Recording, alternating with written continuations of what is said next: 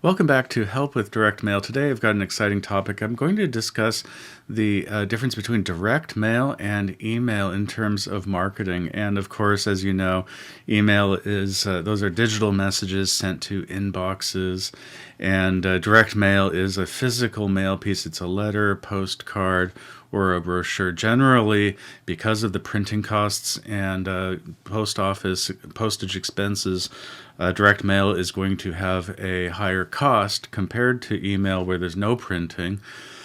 But the response rate is typically higher with direct mail, with an average of a 4 to 5% response, whereas email, you can typically expect 0.01 percent of a response rate, and that's because everyone's being flooded with spam and they don't know who you are. Whereas there is some personal satisfaction in receiving a personally addressed envelope in the mail, and so there's a little more excitement there. Engagement, it's tangible and creates a lasting impression, whereas email can be deleted in a fraction of a second. Targeting, it does require physical addresses, but you can segment them. And email is a little more difficult to track, but you can target people based on their behaviors and interests and demographics, but tracking the opens and clicks is getting even more difficult because service providers like Apple are making it easy for people to obfuscate their email address, so you don't really know if it's their true email that they're sharing with you. And of course, you have to comply with spam laws. With email, you have to actually track the legal justification for emailing an address. How did you get that email?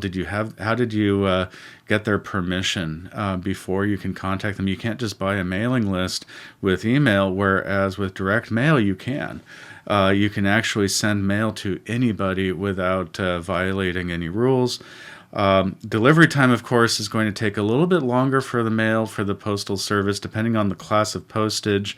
We recommend first class postage for sending sales letters, because then it looks like it's been actually stamped by someone, and if you can actually manually address the envelopes, that's going to give you an even higher open rate.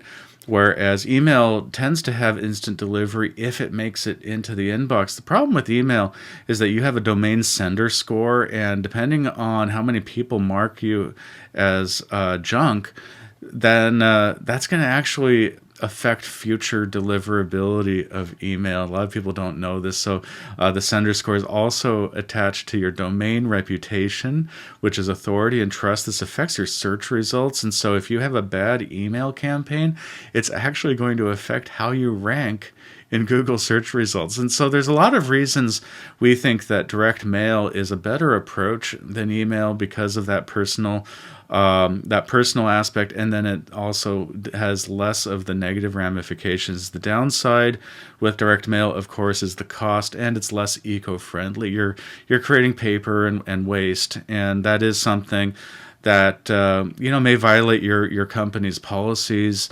Email is more sustainable, but at the same time, it depends on the campaign and what action and how creative you are. Of course, direct mail can provide for more creative campaigns than email usually can. I hope this helps. And if you need additional help with your direct mail campaign, check out our website at directmailhelp.com. We offer a 9-step checklist. This checklist covers the 9 stages of a successful direct mail campaign. This is the best way to get results from your direct mail. It's absolutely free. Just put in your email address on our website. Also, I'm happy to answer questions in the comments below, and I hope to see you next time. Thanks. Bye-bye.